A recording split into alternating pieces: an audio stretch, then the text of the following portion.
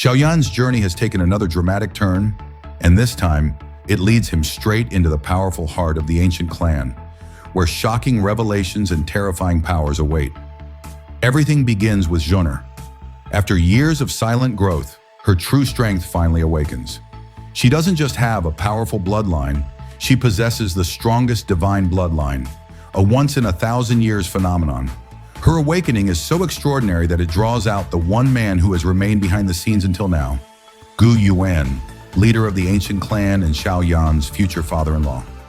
Yuan is no ordinary figure. His cultivation has reached the late stage of Nine-Star Dou Sheng, and he stands just a single step away from becoming a Dou, a rank that exists above all others. And yet, despite all this unmatched strength, his first words to Xiao Yan are not about power or honor. Instead, they come as a warning, deep, serious, and absolutely terrifying. Yuan tells Xiao Yan that under no circumstances should he allow Xun'er to lose her virginity before her bloodline stabilizes. If that happens, even he with all his might cannot protect Xiao Yan from the consequences. Because Joner's bloodline is no longer just hers. It's a sacred heritage that could change the future of the ancient clan itself. But before Xiao Yan can even process this warning, he finds himself thrown into a series of fierce conflicts. His first opponent is Yang Hao, the arrogant third commander. In a public confrontation, Yang Hao challenges Xiao Yan in front of a crowd. For a brief moment, he believes he has the upper hand, but that confidence doesn't last long. Within seconds, Yang Hao is defeated in front of everyone. His moment of glory ends in humiliation. The crowd is stunned. Yang Hao, a powerful 5-star peak Du Zun, was taken down so quickly that even the other commanders are shaken. The 5th commander of the Black Annihilation Army, a 3-star Du Zun himself, watches in disbelief. He realizes something that chills him to the bone. Xiao Yan's strength may already be on par with their leader, but Xiao Yan's growing power doesn't just catch the attention of allies, it also stirs the interest of dangerous enemies. Hunya, a member of the fearsome Soul clan, steps forward. His tone is cold, his words cutting. He tells Xiao Yan to remember his name, because his ancestor helped destroy Xiao Yan's own ancestor, Xiao Xuan. Hunya isn't just issuing a threat, he's declaring war. Then comes the arrival of Huo Xuan, a high-level half-saint from the Yan clan. He delivers unexpected news. The Tomb of the Sky is about to open.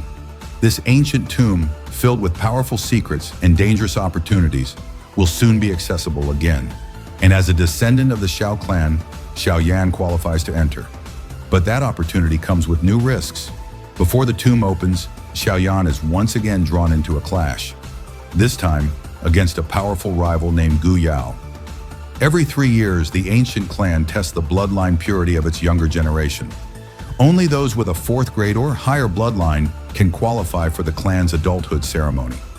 Guao, known for his pride and power, completes his test, and the results are jaw-dropping. His bloodline is ranked at the 8th grade, a high level that places him among the elite.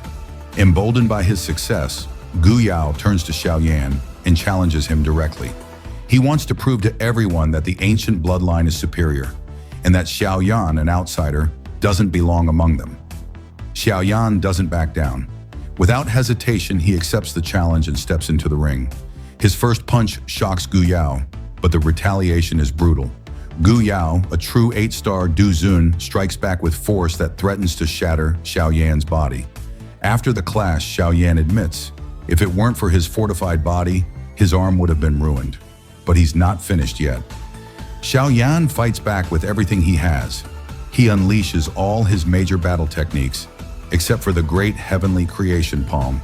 Then he summons 4 types of heavenly flame and uses them to perform the 5-wheel separation fire method, a rare and powerful technique exclusive to the heavenly flame lineage. The audience is stunned. Even the heavenly fire venerable is caught off guard. When he had used this technique in the past, he only possessed the fallen heart flame and couldn't fully unlock its power. But Xiao Yan? He takes it to a whole new level. In desperation, Guao responds with a heaven-level battle skill, the Great Destruction Finger. It crashes into Xiao Yan's flaming defense. At the same time, Xiao Yan secretly forms a Destruction Fire Lotus and launches it straight at Guao. The combined assault pushes the battle to its limit, forcing 2 of the ancient clan's elders, Gu Qian and Gu Shu, to intervene before the fight spirals out of control. The result is clear. Xiao Yan wins again. In front of the entire ancient clan, he humiliates Gu Yao, a man with elite blood and elite strength. Xiao Yan, once underestimated, now stands as a true rival of the strongest. But the most breathtaking moment is still to come. The bloodline tests continue, and now it's Xuner's turn. 3 years ago, she already possessed an 8th grade high-level bloodline, which was rare and valuable. But what happens next stuns even the most experienced elders. As the test progresses, her bloodline surges, first to 9th grade, then past that, until it reaches the peak of 10th grade. The crowd goes silent. What they are witnessing is the awakening of a divine bloodline, something that only appears once every 1,000 years. This revelation means Xun'er isn't just a genius, she is a future duty candidate. In response, Elder Tongxuan brings out the 7-colored Heavenly Emperor pen, a sacred tool that hasn't been used for a millennium.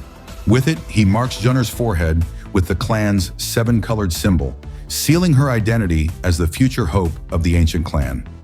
After the test, Xun'er finds Xiao Yan and thanks her for taking care of Xiao Yan. But then she makes a personal request. She wants Xiao Yan to tell Xiao Yan how she truly feels about him. Xiao Yan refuses. Instead, she asks if Xun'er knows the truth, that Medusa is pregnant. Xun'er nods and says she does, but she wants Xiao Yan to be the one to say it aloud. Amid all this emotional turbulence, Yuan appears once more. He finds Xiao Yan and speaks to him directly. Xiao Yan, expecting to be scolded or attacked, braces himself, but Yuan simply repeats his warning. Do not let Xun'er lose her virginity until her divine bloodline fully stabilizes. Even I won't be able to protect you if something goes wrong.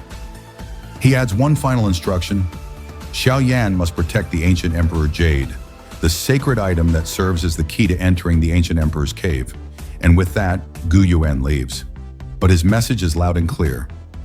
Xun'er's divine bloodline is now the heart of the clan's future, and Xiao Yan must walk the tightrope between love, duty, and unimaginable pressure. As the Tomb of the Sky prepares to open, new enemies gather, hidden truths are revealed, and Xiao Yan's journey reaches a new level of danger and destiny. The path forward will test everything he has, his power, his will, and his heart. And so, with divine bloodlines awakened, ancient powers stirring, and destiny drawing closer, Xiao Yan's journey only grows more dangerous and more legendary. Will he be able to protect Xun'er's bloodline, earn the approval of her terrifying father, and unlock the secrets of the ancient Emperor's cave? Or will the rising threats from the Soul Clan and the ancient rivals crush him before he can take the next step? Only time will tell. But one thing is certain, this is just the beginning. If you enjoyed this episode and want to keep following Xiao Yan's rise through fire and battle, don't forget to like, subscribe, and hit the bell icon so you never miss the next chapter of Battle Through the Heavens. Let me know in the comments, what do you think will happen when the Tomb of the Sky opens? And how do you feel about Yuan's warning to Xiao Yan? Until next time, stay strong, stay sharp, and keep rising, just like Xiao Yan.